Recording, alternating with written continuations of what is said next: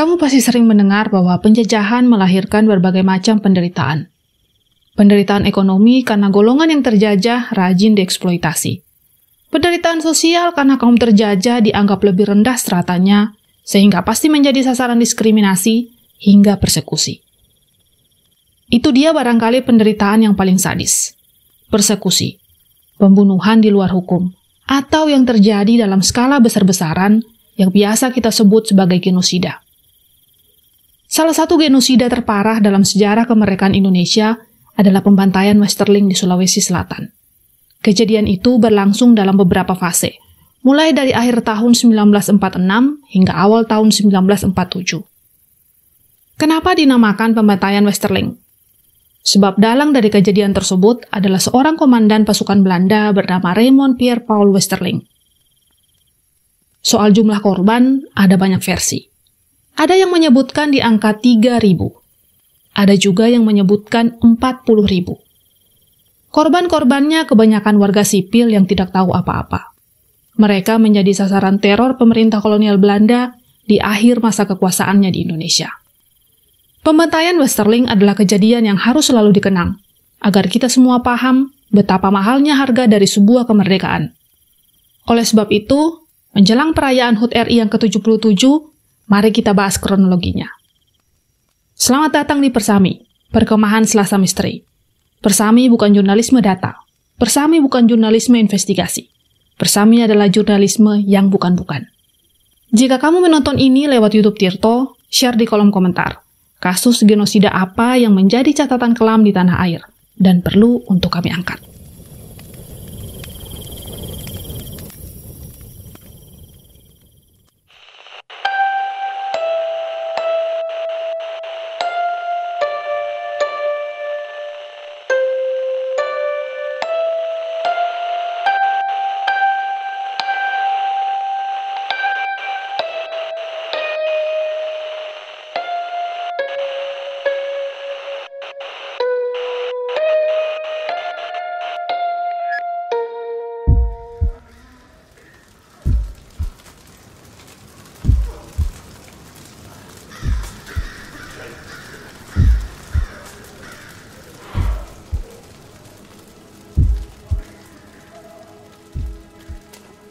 Bagaimana Indonesia yang kamu bayangkan setelah proklamasi kemerdekaan pada 17 Agustus 1945?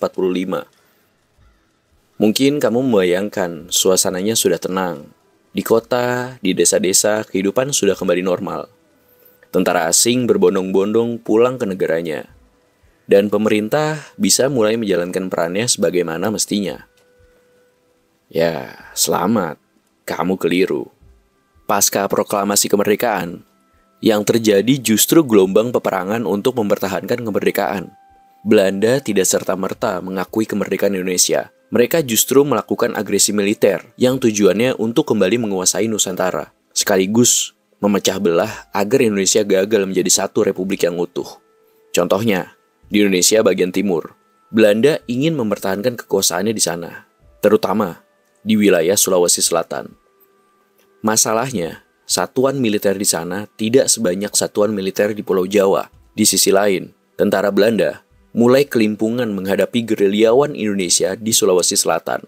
Mereka cukup tangguh dalam mengadakan perlawanan-perlawanan yang sporadis. Mereka, antara lain, Andi Sele, Andi Sose, Ali Malaka, dan nama yang tidak asing telinga kita, Walter Monginsidi.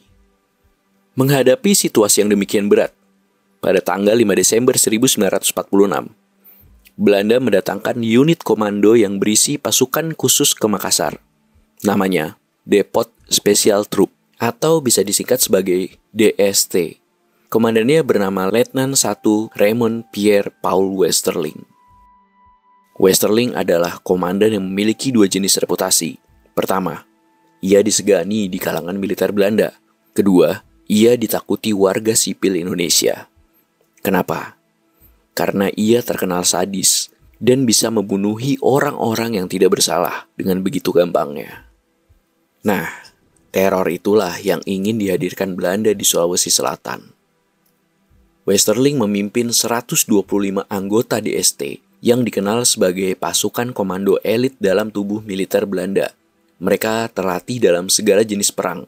Meski demikian, dalam prakteknya, teror di Sulawesi Selatan juga melibatkan tentara Belanda lain yang ada di sekitar Makassar. Nama operasinya Kampanye Pasifikasi. Tanggal 11 Desember 1946, pasukan Westerling bergerak menuju sebuah kampung bernama Batua dan Borong. Desa-desa itu dikepung pada pagi hari dan mengagetkan warga kampung. Mereka yang mencoba kabur langsung dihabisi. Mayoritas tertangkap untuk kemudian dikumpulkan ke tanah lapang. Westerling lalu mengeluarkan secari kertas yang berisi nama orang-orang yang dituduh sebagai ekstremis. Orang-orang ini kemudian dipisahkan dalam kelompok lain, lalu dieksekusi.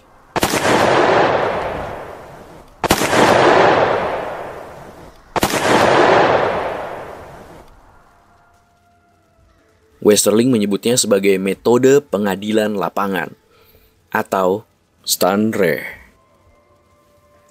Bagaimana dengan nasib warga lain?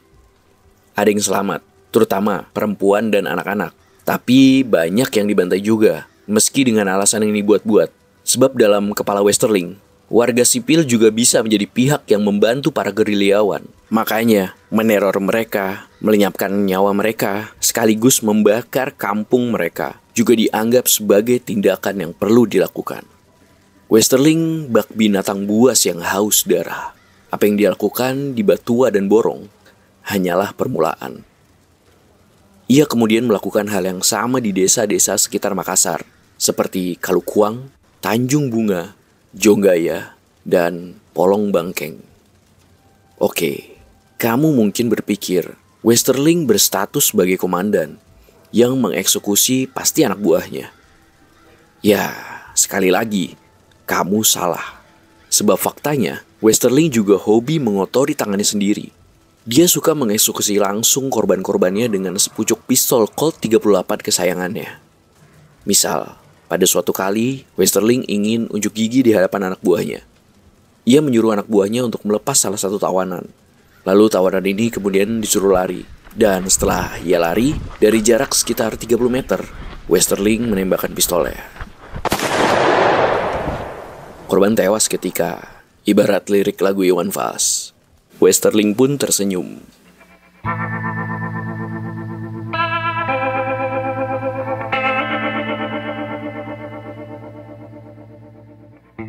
Operasi pembantaian Westerling berlangsung dalam 4 tahap. Tahap pertama dilakukan mulai tanggal 11 Desember 1946 dan tahap terakhir diselesaikan pada 5 Maret 1947. Selama 4 bulan itu, Sulawesi Selatan terasa mencekam. Warga di sekitar Makassar seperti sedang mengalami mimpi buruk, tapi mereka tidak bisa bangun. Mereka benar-benar tidak berdaya. Dan mereka adalah orang-orang yang paling menyadari bahwa kemerdekaan harga yang amat mahal.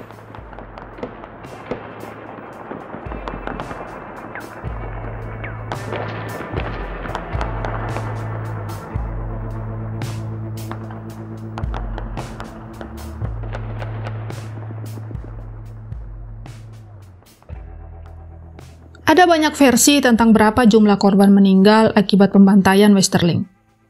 Westerling pernah menulis buku berjudul Challenge to Terror. Di situ dia menyebut ada 600 orang yang menjadi korbannya.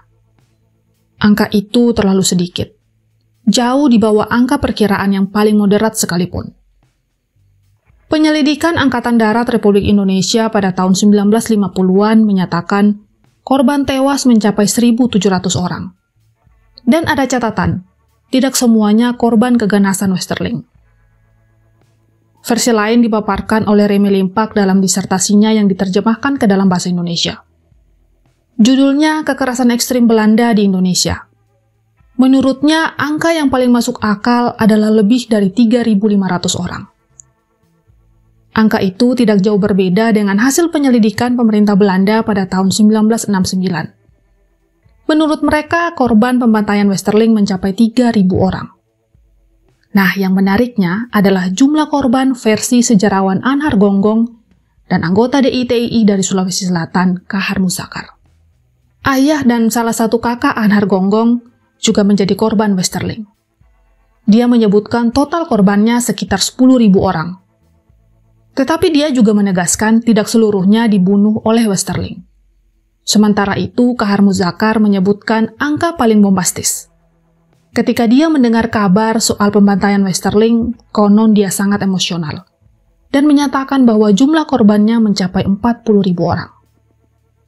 Terlepas dari berapa angka yang pasti, ada ribuan orang yang meregang nyawa di tangan Westerling. Pemerintah Indonesia jelas mengutuknya. Sedangkan pemerintah Belanda membutuhkan waktu yang sangat lama untuk mengakui perbuatannya. Banyak sejarawan yang menilai, Westerling memang salah. Tapi statusnya tetap seorang komandan. Dia memiliki atasan, dan hanya menuruti perintah atasan. Siapa dia? Dia adalah Letnan Jenderal Simon Hendrik Spoor, Panglima Tentara Belanda di Indonesia. Jadi jelas bahwa pembantaian Westerling pada dasarnya genosida yang dilakukan oleh pemerintah kolonial Belanda. Bukan hanya dosa Westerling saja. Untuk itulah, pada tahun 2013, pemerintah Belanda melalui duta besarnya menyatakan permintaan maaf kepada keluarga korban pembantaian Westerling. Mereka juga menyantuni 10 janda korban dengan uang sebesar 301 juta rupiah. Kembali mengutip Anhar Gonggong, meski ada permintaan maaf dan uang kompensasi, nyawa yang hilang tidak akan kembali. Di bulan kemerdekaan ini, selain merayakan HUT RI, mari kita turut mengenang orang-orang yang telah mati di masa-masa perjuangan untuk kemerdekaan NKRI. Saya Yantina, mewakili rekan saya Dika, pamit undur diri. Sampai jumpa di Persami edisi berikutnya. Merdeka!